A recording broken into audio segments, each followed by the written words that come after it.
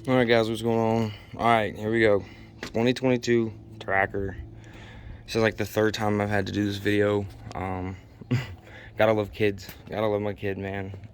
Too bad we can't ride yet with her. I don't know if we're gonna get her 90. The tracker makes a little 90, but I don't know if we're gonna get that. I saw the Polaris makes like a 110. I don't know what it's called, but it's badass.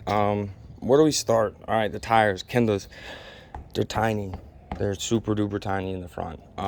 They're 25 by 10 by 12 in the front, or 25 by 8 by 12 in the front, and 25 by 10 by 12 in the back.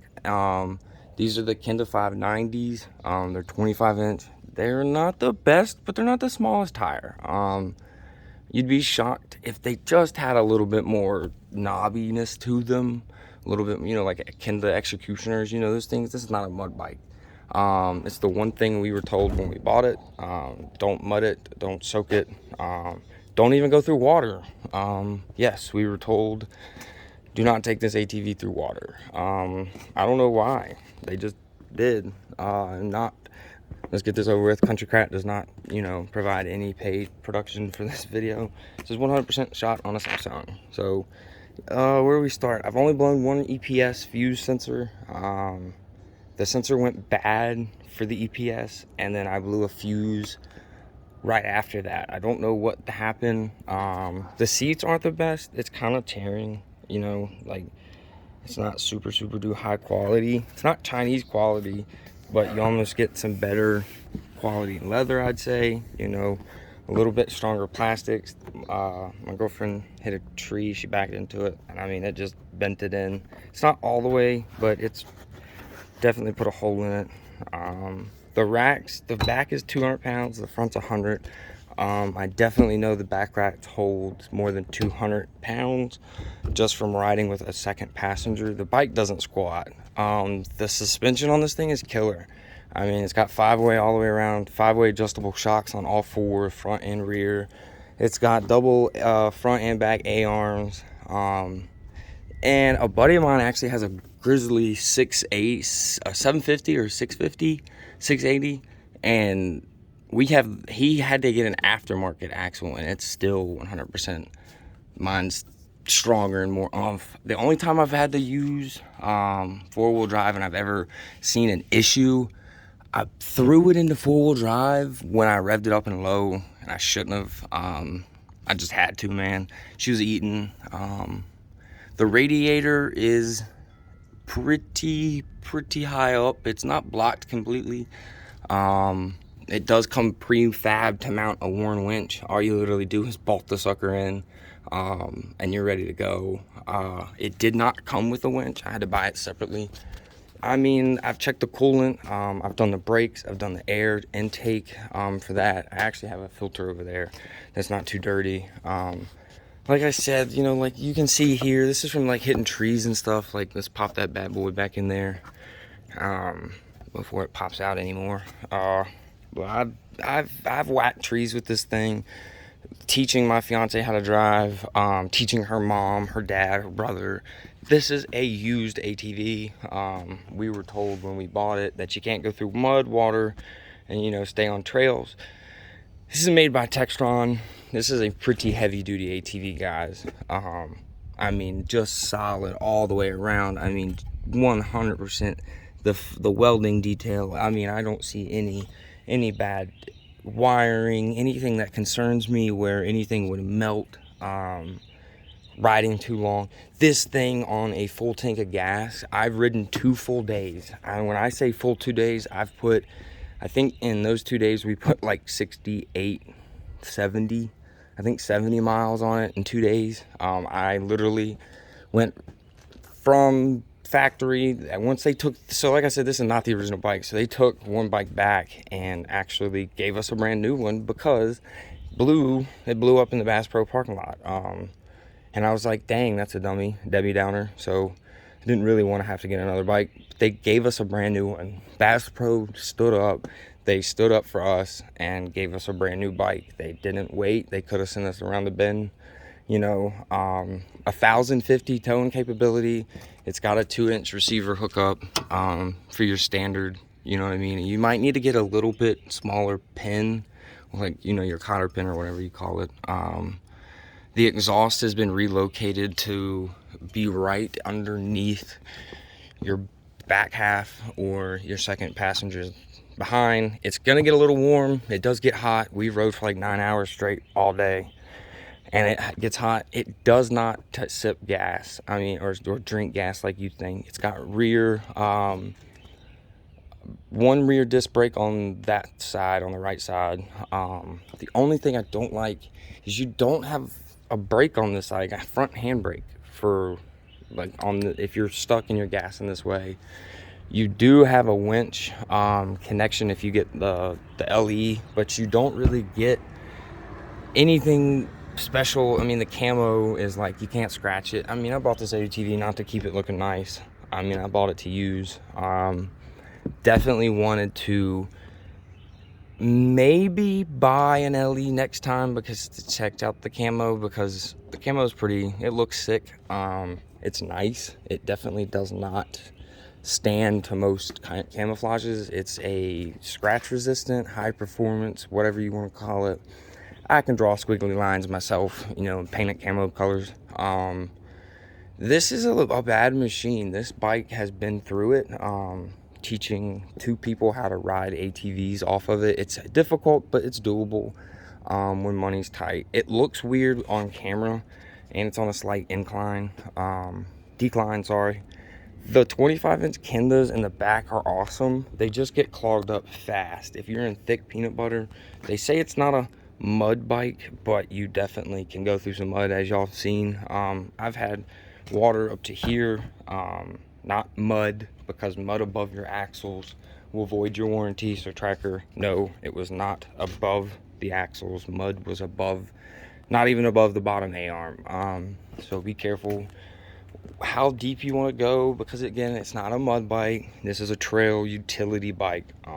It's not crazy. We've got some mud back there, but don't worry, it's not been submerged or sunk. For the most part, you know, the oil change is pretty clear. It's got full polymer skid plates underneath, prefabbed cut from factory, so you can just drain it. You don't have to worry. I did get oil up in here, and I had to spray it out really well. I put some degreaser in there, and that seemed to do it really fast. I've got a couple buddies that own Hondas. They like it. They don't buy it, but they like it. The muffler, it does the heat shield, as you can see. I mean, it's coming off, but that whatever they put up there with it, it's sticking. It's taking its every breath it can. Let's see. You got some storage here with the seat off. This is literally right where the seat would go. You got a little bit of storage. I had a Velcro thing in there. I took it out just to clean it, and I haven't put it back in there. But for the most part, she's done good. I mean, let's look here. Let's see how many hours we got. Let's see, 127.4. I haven't done the time. Let's see, 321 ODO. I reset the trip because, like I said, I just filled it up. You got speedometer, miles per hour, and RPMs. It literally tells you what this thing idles at the whole trip. She's pretty hefty on the 45 horsepower. You can wheelie it. It will stand up. You can do hand drags, but it's probably going to tear that belt up. It will stand up on you in a heartbeat. These front tires, though, these front A-arms, the front tires get me. I don't know, with the Kenda setup that's on it, why they did it this way. The front tires stick out. I guess it's because of the A-arm or how far out it sticks. They don't grip the best. Like, I found the executioners that my buddy's got, it definitely fits way better. But like this full polymer skid plate stuff, I don't know on this model, but they have a metal setup where it covers the A-arm, the axle, the suspension, and I don't see it, because on a Honda everything's pinched down and in one area and you can cover it. This is a lot to cover. I mean, it's a lot bigger than you. I mean, my whole hand fits there, and my hand's not even stretched out. But on both sides, I don't have A-arm guards. That's what I'm talking about.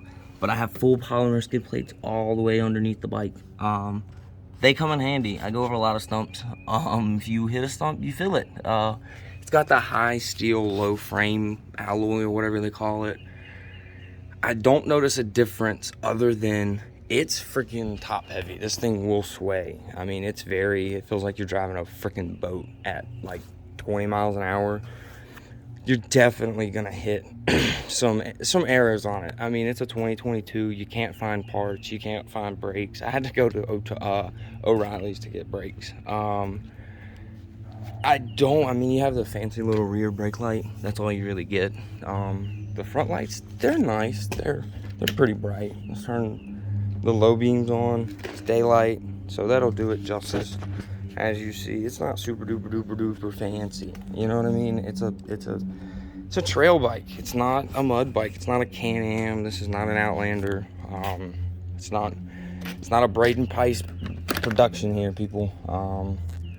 I've had a couple fuses. It threw a low battery sensory fuse.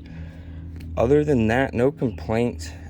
This one hasn't acted up. Like I said, I bent that, oh snap, what's it called? The tie rod, I bent that on a stump backing up. It's got a pretty decent, this is belt driven, but the 4-wheel drive shafts are nice. They're not made of the best rubber.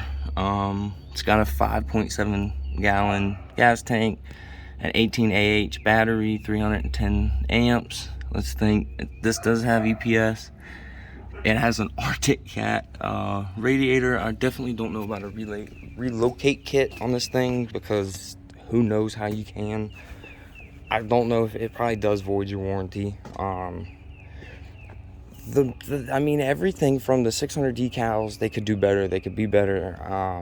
But ride, I don't get stuck, I don't bottom out. If I do bottom out, it's not the heaviest bike. It's not the most like gut-wrenching thing you gotta throw around. On the 2020, I do know that the coolant, this bar on your front rack, actually this coolant was underneath it. It goes like this way, and I don't understand that. And then this year they moved it back. I mean, this thing's not a pain in the ass to get out, but it's not easy.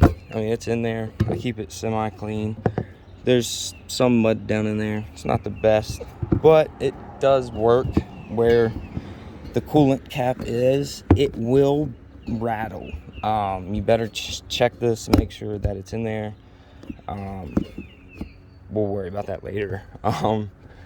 The gear lever, it's not the heftiest. It's in park, but for the most part, the brake's on. So there, you got park, reverse, neutral, high, and low. You got your 4-wheel drive right here. I definitely like this button better. It doesn't take but 2 seconds and you're there. On some 4, there's a delay. You have to put it in reverse and back out. They say you don't have to. You should definitely do that. Always make sure that you hit a little reverse to pop those front axles out of your front differential, because if not, if it's semi-in and you just go hauling ass and you break an axle or you chip your freaking teeth on the inner axle bearings or whatever they're called, it's your day, not mine. I'd rather just back up for 2 seconds before I pop that wheelie, give you a little bit more room. This is not a Country Cat production. They do not subscribe to me. They're not paying for this. I do not get paid by them. Don't think of this. I'm having a real struggle. My OCD's going crazy with this thing not being in there. Again, if you're not subscribed, hit that subscribe button, hit the like. Let's get this channel going. The footwells. Honda makes one where it's like you only have this portion of it and then this is gone. Well, these things, man, I mean, you step up, there's no give. It's full frame all the way around. It's not up through the plastics here or across. It's just through here and through the foot peg. I haven't found any aftermarket parts that fit other than Arctic Cat. I got the brakes ordered. They finally came in from Country Cat. Guys, if you have anything, the ATV wise, not the new 800 side-by-sides or the dune buggies or the electric ones, if you have a ATV that is made by Textron, that's made by Tracker, and it's a 600, you can go on Country Cat, their website, and get everything you need. I mean, everything from brake pads, bushings. It's got automotive style bushings. Even the A-arms are automotive style. The belt box is sealed. They relocated your front and rear snorkel. It comes up here, and then your belt box comes up to here, and it faces that direction. So if you're power washing, just realize, don't spray that thing. I've soaked it. And definitely play with your suspension some. I'm sitting on the second one from the first in the back. Yeah, I'm one away from being maxed out.